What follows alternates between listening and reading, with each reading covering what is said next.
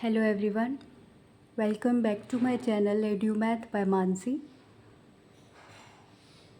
Class 11 maths का chapter number 1 sets की हम प्रीवियस वीडियोस में एक्सरसाइज 1.1 और 1.2 को डिस्कस कर चुके हैं विद कॉन्सेप्ट्स और एनसीईआरटी की एक्सरसाइज को ही हम यहाँ पर सॉल्व कर रहे हैं अभी फ़िलहाल।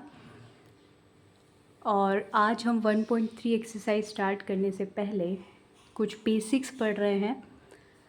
सबसेट्स की डेफिनेशन हम पहले पढ़ेंगे। यहाँ पर सबसेट क्या होता है। सेट हम जानते हैं क्या होता है। A set is a well defined collection of distinct object. Subset क्या होगा, ये दो सेट्स के बीच में एक रिलेशन है। कैसा रिलेशन कि एक सेट ए को मैं दूसरे सेट बी का सबसेट बोलूँगी अगर ए कोई सबसेट है और बी कोई सबसेट है। A is a subset of B if whenever a belong to A then a belong to B. यानी जब भी ए के अंदर कोई एलिमेंट है वो दूसरे सेट के अंदर चला जाए बी के अंदर, तब बोला जाएगा कि ए is a subset of B. If every element of A is also an element of B then A is said to be a subset of B. Example के लिए समझते हैं। We have a set A which has element 1, 2, ठीक है, और B set है उसके अंदर है एलिमेंट 1, 2, 3, 4। यहाँ हम देख पा रहे हैं कि A का हर एक एलिमेंट 1 B में है, 2 B में है।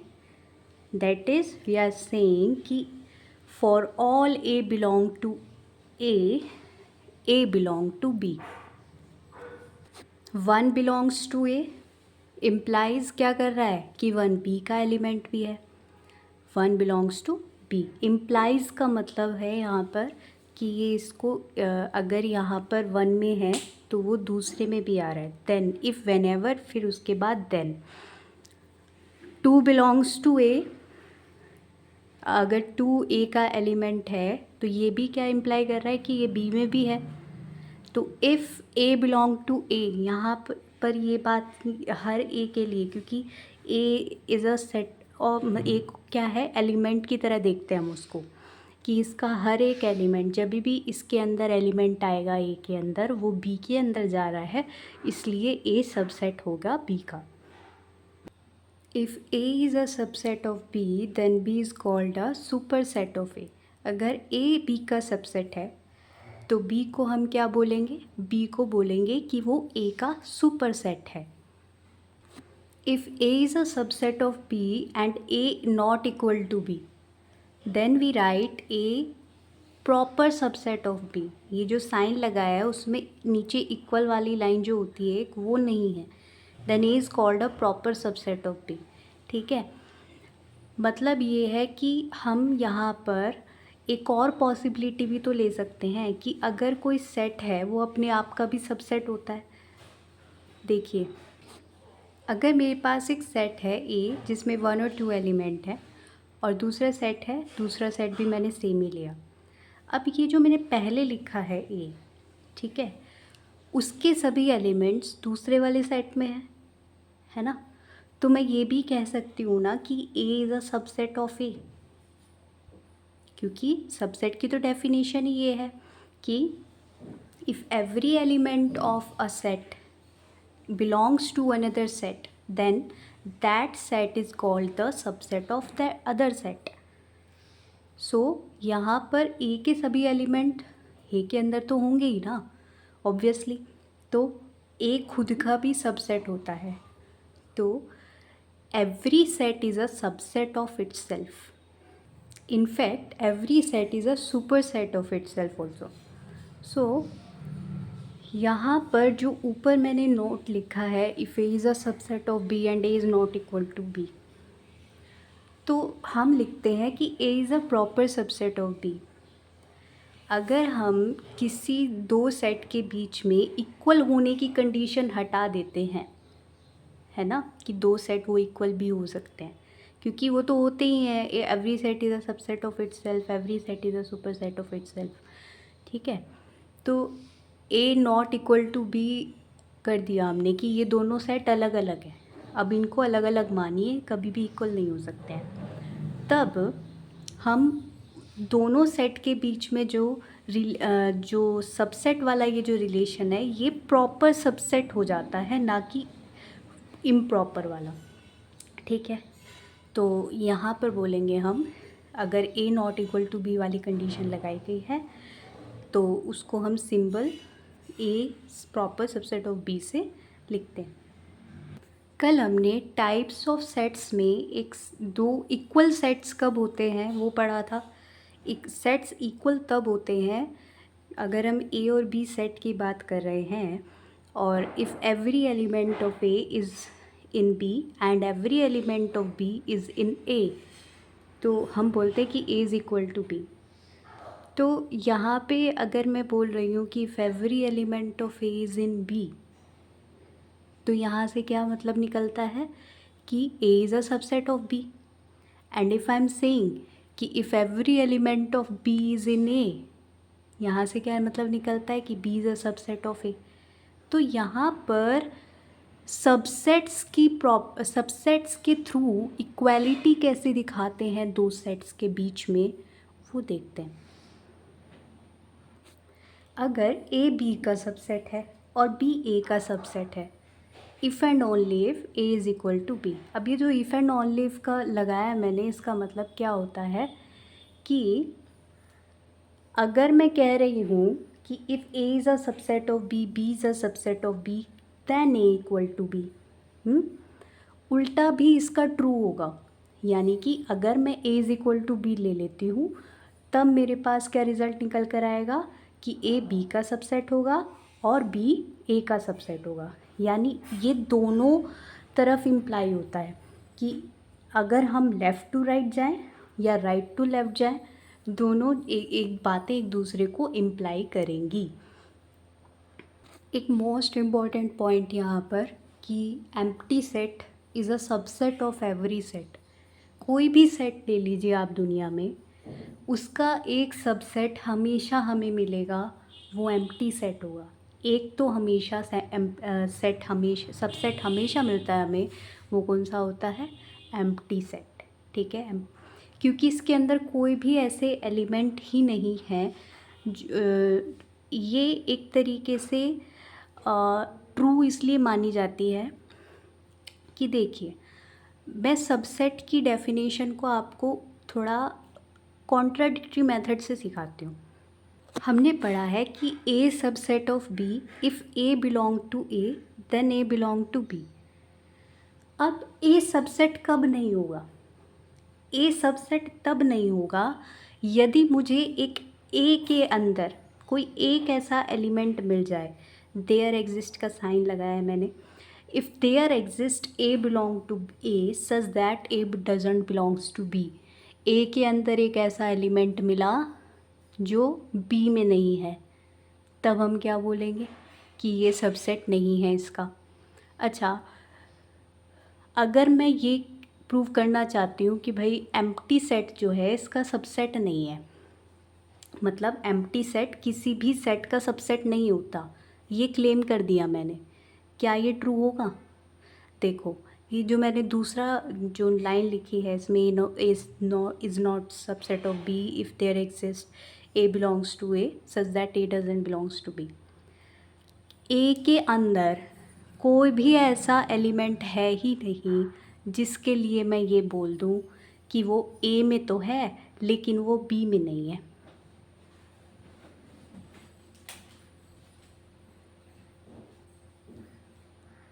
यह आपके एग्ज़ाम्स में नहीं आता, बट मैं आपको सिर्फ समझा रही हूँ कि empty set is a subset of every set कैसे ट्रू हो पाता है।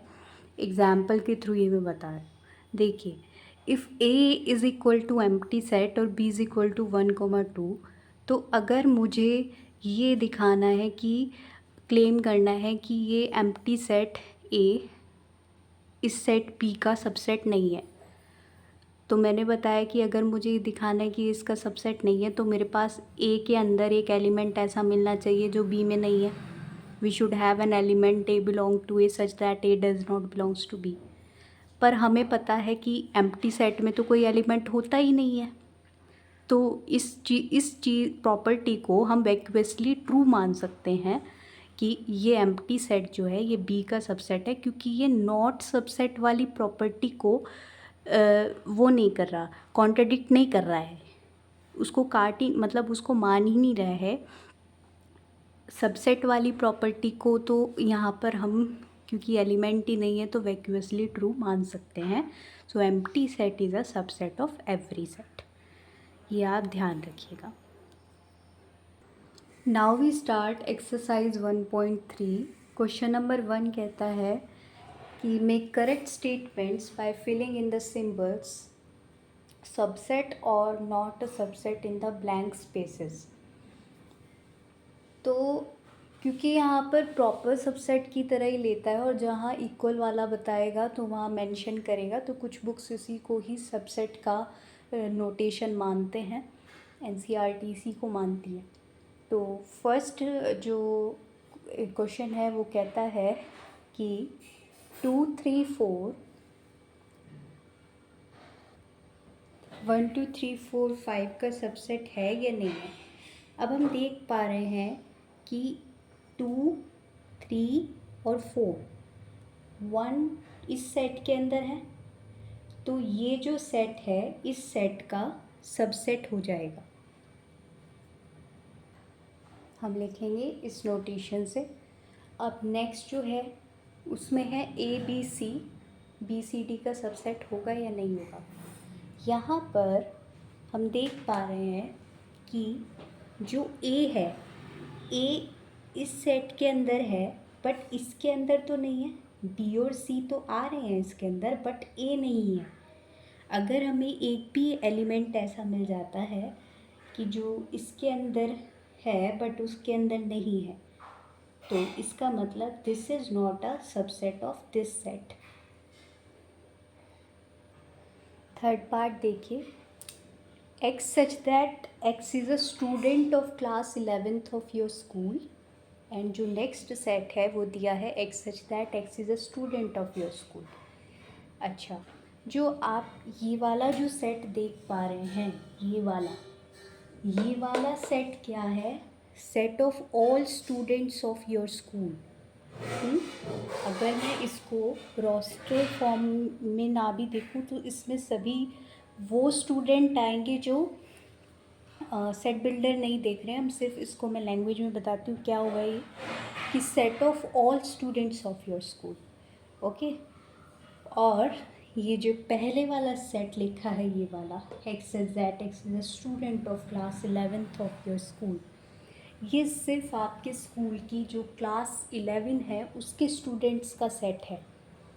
तो आपका पूरा जो स्कूल हुआ वो तो सुपर सेट हुआ किसका, जो सिर्फ क्लास 11 है उसका सबसेट हुआ। तो सॉरी, ये वाला जो पहले वाला जो सेट लिखा है वो दूसरे वाले सेट का सबसेट हो जाएगा, क्योंकि पूरे स्कूल के स्टूडेंट्स का set is a bigger set and the set of all students of class 11 is a subset of that set. So third part में हमने सबसेट का नोटेशन लगा दिया है। फोर्थ पार्ट में देखिए, x such that x is a circle in the same plane, and second is x such that x is a circle in the same plane with radius 1 unit। ये वाला जो set है इसको मैंने इसकी तरह से, प्लेन क्या हो गया आपका, एक तरीके से अगर मैं 2D प्लेन में देखती हूँ, जो सर्कल होंगे, सर्कल आपके 2D प्लेन में ही होंगे, तो यहाँ पर हम कितनी भी रेडियस के सर्कल बना सकते हैं। 3 रेडियस का सर्कल हो सकता है, 6 radius, 2 radius, 5 radius, 1 radius, 1000 radius, कितनी भी रेडियस के सर्कल हम इस फर्स्ट वाले सेट के लिए बना सकते हैं। यानी इसमें वो सभी सर्कल्स आएंगे, पूरे प्लेन पे जितने भी सर्कल बन सकते हैं सब इस वाले सेट के अंदर इंक्लूड होंगे। जो सेकंड है वो कहता है कि x such that x is a circle in the same plane, उसी प्लेन की बात कर रहे हैं हम, लेकिन मैंने उसको थोड़ा सा अलग तरीके से बता दिया, अलग लिख के, कि वो बात तो उसी प्लेन की है, 2D प्लेन की ही। वो सभी सर्कल्स लेने हैं इस सेट के अंदर जिनकी रेडियस 1 यूनिट है। तो आप ये बताइए कि ये वाला सेट बड़ा है कि ये वाला सेट बड़ा है? अगर हम सिर्फ 1 यूनिट रेडियस के सर्कल ले रहे हैं तो वो तो छोटा हुआ ना सेट, सिर्फ उसमें सिर्फ 1 यूनिट के सर्कल आ रहे हैं, 1 यूनिट रेडियस के सर्कल्स इंक्लूड करने हैं सेट में, और उसमें कितनी भी रेडियस के सर्कल इंक्लूड करने हैं फर्स्ट वाले सेट में, तो इसका मतलब ये इसका सबसेट नहीं है। लेकिन अगर यहाँ बात हो रही होती कि ये इसका सुपर सेट है या क्या है, तो वहाँ हम वो वाला नोटेशन लगा सकते थे कि ये फर्स्ट वाला set is a super set of another set, या फिर x such that x is a circle in the same plane with radius 1 unit is a subset of first set। तो बट यहाँ तो सिर्फ हमें ये बताना है कि फर्स्ट जो सेट लिखा हुआ है वो सेकंड वाले सेट के सबसेट है या नहीं है, तो ये नहीं है। Fifth part is x such that x is a triangle in a plane, क्या ये सबसेट होगा x such that x is a rectangle in the plane के? अच्छा एक बात बताइए कि जो दूसरा सेट राइट में लिखा है इसमें, उसमें तो सभी रेक्टेंगल्स आते हैं, कि अगर मैं कहूँ 2D प्लेन में जितने भी रेक्टेंगल्स आते हैं वो सभी इस सेट के अंदर है, राइट साइड में जो फिफ्थ पार्ट में सेट लिखा है वो। अब इसमें जो सेट लिखा है x such that x is a triangle in a plane, इसमें ट्राइंगल्स आते हैं, इसका तो कोई भी एलिमेंट उस सेट में नहीं होगा। ट्राइंगल और रेक्टेंगल का क्या रिलेशन है ना, तो ट्राइंगल्स तो उसके अंदर जा ही नहीं रहे हैं, तो इसका मतलब ये सबसेट नहीं होगा इसका। लेकिन अगर हम सिक्स्थ पार्ट की बात करें, x such that x is an equilateral triangle in a plane, और जो सेकंड सेट है वो x such that x is a rectangle in the same triangle in the same plane. अच्छा चलिए मैं पहले इनको ना ए और बी से डिनोट कर देती हूँ, उससे ज़्यादा आसानी होती है बोलने में। यहाँ पर मैंने सारे जो लेफ़्ट में सेट लिखे हैं उनको ए से, और जो सेकंड सेट है उनको बी से डिनोट किया है, ठीक है। तो यहाँ पे जो सिक्स्थ पार्ट है आपका, उसमें ए जो सेट है वो इक्विलेटरल ट्राइंगल्स का सेट है, और बी जो है वो ट्राइंगल्स का। तो ट्राइंगल्स सारे आ गए दुनिया में सेम प्लेन में, एक प्लेन में 2D प्लेन में जितने भी ट्राइंगल्स बनते हैं वो बी के अंदर है, ठीक है। अब उसके अंदर तो सारे ट्राइंगल है, इक्विलेटरल भी है, आइसोस्केलेस भी है ना, राइट एंगल भी है, तो उसके अंदर सारे हैं बी के अंदर, और ए के अंदर सिर्फ इक्विलेटरल ट्राइंगल है। तो सारे इक्विलेटरल ट्राइंगल जो है वो बी के अंदर तो जाएंगे। क्यों जाएंगे? क्योंकि बी के अंदर तो सारे इक्विलेटरल ट्राइंगल बैठे हैं पहले से ही, उसके अलावा भी बैठे हैं। तो ए के अंदर जितने भी हैं सारे ट्राइंगल्स वो बी के अंदर जा रहे हैं। एलिमेंट्स ही तो हुए, ट्राइंगल्स ही तो हैं इसके एलिमेंट्स। तो ए is a subset of be in sixth part, लेकिन फिफ्थ में नहीं होगा क्योंकि ट्राइंगल की बात हो रही है और वहाँ रेक्टेंगल बैठे हैं, तो इससे कोई रिलेशन नहीं, मतलब इसका सबसेट नहीं। तो फिफ्थ पार्ट में तो ए is not a subset of B, and sixth में a is a subset of b. अच्छा चलिए सेवेंथ पार्ट देखते हैं अब। ए एक सेट है जिसमें इवन नेचुरल नंबर्स आते हैं, और बी एक सेट है जिसमें इंटीजर्स हैं। चलिए मुझे बताइए इंटीजर्स क्या होते हैं। इंटीजर्स होते हैं 0 1 2 3 4 5 and so on to infinite तक जा रहे हैं, और इधर नेगेटिव नंबर्स भी -1 -2 -3 -4 अप टू माइनस इनफाइनाइट, ठीक है। और इवन नेचुरल नंबर कौन से होते हैं? नेचुरल नंबर होते हैं 1 2 3 4 5 6 7 8 9 10 अप टू इनफाइनाइट। अब इवन कौन से? जो 2 से डिविजिबल हैं, 2 4 6 8 10 12 ऐसे इनफाइनाइट टाइम्स, ठीक है। अब ये बताइए कि जो इवन नेचुरल नंबर्स हैं क्या वो इंटीजर्स के अंदर हैं? 2 इंटीजर्स है के अंदर है, 2 4 6 8 भी है, तो ये तो सभी इवन नेचुरल नंबर जो हैं ये तो सब उसके अंदर जा रहे हैं ना। इंटीजर्स में 1 के बाद सारे जितने भी नंबर्स हैं सारे नेचुरल नंबर ही तो हैं। अब उनमें उन नेचुरल नंबर्स में जो इवन वाले हैं वो भी इनफाइनाइट टाइम्स तक जा रहे हैं।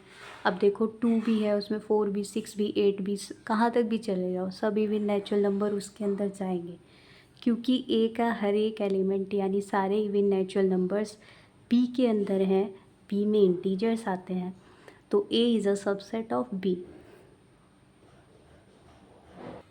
Question number 2 is examine whether the following statements are true or false। अच्छा, इसमें कुछ स्टेटमेंट्स दिए हुए हैं, उनमें हमें बताना है कि ये ट्रू है या फॉल्स है। देखिए फर्स्ट पार्ट में बोला है कि एक सेट है जिसके एलिमेंट्स हैं ए और बी, और एक अनदर सेट है जिसके एलिमेंट्स हैं बी सी ए। इसमें बोला गया है कि ये जो फर्स्ट सेट लिखा है a comma b is not a subset of b comma c comma a. क्या ये ट्रू है या फॉल्स है? फॉल्स होगा। क्यों होगा? क्योंकि जो ए कोमा बी है वो तो उस सेट के अंदर आ रहे हैं, बी सी ए के अंदर आ रहे नहीं आ रहे हैं, बी भी है उसके अंदर, ए भी है, इसलिए ये इसका सबसेट होना चाहिए था, बट उसने नॉट अ सबसेट लिखा है, तो this statement is false. Correct statement should be a comma b subset of b c a. ठीक है। नेक्स्ट सेकंड जो है उसमें बोल रहा है कि ए कोमा ई एलिमेंट्स वाला एक सेट है। क्या ये सबसेट बोला गया है किसका? X such that x is a vowel in the English alphabet. अच्छा, ये जो सेट लिखा हुआ है ये सेट बिल्डर फॉर्म में लिखा हुआ है, मैं इसको रोस्टर फॉर्म में लिखती हूँ तो क्या बनेगा? एक सेट बनेगा जिसमें एलिमेंट्स होंगे ए ई आई ओ यू। अब देखिए ए कोमा ई तो उस सेट के अंदर प्रेजेंट है ना, तो इसका मतलब ये इसका सबसेट है, और ये लिखा है स्टेटमेंट, सही स्टेटमेंट है, so this statement is true statement. Third देखिए 1 2 3 सबसेट है 1 3 5 का, क्या ये इसका सबसेट है? नहीं है, फॉल्स है statement. Why is it false? क्योंकि 2 जो है वो 1 2 3 सेट में बिलोंग करता है, लेकिन 2 1 3 5 सेट में बिलोंग नहीं कर रहा है। ठीक है, तो अगर एक ऐसा एलिमेंट ए बी का सबसेट नहीं बनता है, अगर ए एलिमेंट ए सेट के अंदर है लेकिन वो बी सेट के अंदर नहीं है अगर, तो हम कहते हैं कि ये इसका सबसेट नहीं है। तो this is not a subset of 1 2 3 is not a subset of 1 3 5। ठीक है। फोर्थ पार्ट में बोला गया कि set A is a subset of A comma B comma C. बिल्कुल ये ट्रू स्टेटमेंट है, क्योंकि इसमें ए जो एलिमेंट है वो ए बी सी के अंदर तो आ रहा है ना, उसके अंदर ए है प्रेजेंट, तो इसका मतलब ये ट्रू स्टेटमेंट है। अब देखिए फिफ्थ जो पार्ट दिया है उसमें बिलोंग टू का साइन लगा है। घूर के देखिए, ध्यान से देखिए इस बिलोंग के साइन को, कि सबसेट का साइन हम कहाँ लगाते हैं, बिलोंग का साइन कहाँ लगाते हैं। सबसेट्स का साइन तो हम दो सेट्स के बीच में लगाएंगे ना, और जो बिलोंग टू का जो साइन है वो तभी लगता है। कहाँ लगाया था मैंने? जब मैंने नोटेशन वगैरह फर्स्ट वीडियो में जो पढ़ाया था, कि अगर कोई एलिमेंट किसी सेट के अंदर बिलोंग करता है, उसके अंदर होता है, प्रेजेंट होता है, तब हम इस बिलोंग का यूज़ करते हैं। क्या ये एलिमेंट है? सेट ए यहाँ पर क्या एलिमेंट है? ये तो सबसेट है ना सेट का। ए को अभी ऊपर वाले फोर्थ में यही तो बोला हमने कि set A is a subset of A B C, पर यहाँ पर ये इसको बता रहा है कि ये इसमें बिलोंग कर रहा है। अगर ये ऐसे लिखता कि जैसे फर्स्ट स्टेटमेंट में लिखा a belongs to set A comma B comma सी, तो ये ट्रू होता, क्योंकि यहाँ एलिमेंट कह रहा है कि एलिमेंट उसके अंदर है। यहाँ सेकंड स्टेटमेंट में बोल रहा है कि singleton set A belong to set A comma B comma सी, तो ये फॉल्स होगा। ठीक है, क्लियर हुआ ये पॉइंट। नेक्स्ट पार्ट देखिए, सिक्स्थ, इसको रोस्टर सेट बिल्डर फॉर्म में दिया गया है, x such that x is an even natural number less than 6। अच्छा, अगर मैं इसका रोस्टर फॉर्म लिखने लगूँ कि ये even natural number less than 6 लिखने हैं, तो कौन कौन से हो सकते हैं ऐसे नेचुरल नंबर 6 से छोटे जो इवन हो? 2 और 4 होंगे, ठीक है। नेक्स्ट सेट है x such that x is a natural number which divides 36। 36 को डिवाइड करने वाले सारे नेचुरल नंबर हमने यहाँ पर लिख दिए। अच्छा, 2 और 4 जो है वो बड़े वाले सेट के अंदर है ना, प्रेजेंट है, तो इसका मतलब this is a subset of 2, 4 is a subset of ये अनदर बिगर सेट। तो यहाँ पर ये स्टेटमेंट ट्रू हो जाएगा। सो ऑलराइट एवरीवन, आज हमने सबसेट्स पढ़ा है और कुछ प्रॉपर्टीज़ डिस्कस करके एक्सरसाइज 1.3 के जो क्वेश्चन नंबर 1 है और क्वेश्चन नंबर 2 है उसको डिस्कस किया। अब कल नेक्स्ट वीडियो में हम जो इस एक्सरसाइज को 1.3 को कंप्लीट करेंगे, ठीक है, उसका कंप्लीट सॉल्यूशन करेंगे। और thank you so much for watching this video. आप प्रीवियस वीडियोस को देख लीजिए, अगर आप इस चैनल पर नए हैं चैनल को सब्सक्राइब कर दीजिए, लाइक कीजिए वीडियो को और शेयर कीजिए अगर अच्छा लगे तो। Thank you so much. Keep learning, keep growing.